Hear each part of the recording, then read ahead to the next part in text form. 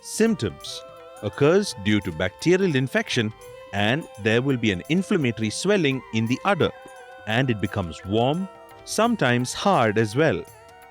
Acute pain and fever is also common. The milk gets spoilt by becoming watery or curdy.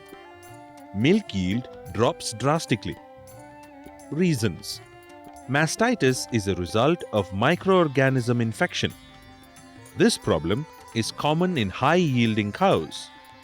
Lack of cleanliness on the floor of the cowshed and incomplete milking leads to the entry of pathogens from the orifices of the teats.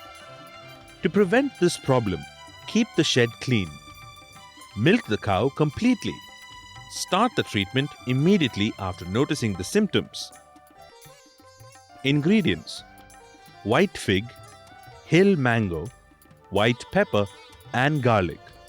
Method: take the bark of white fig and hill mango, 2 palm-sized pieces each, 10 white pepper, and 1 bulb of garlic. Crush it and extract the liquid. Drench 250 ml liquid twice a day for 1 week. Apply the remnant of the herbs to the udder. Fourth medicine.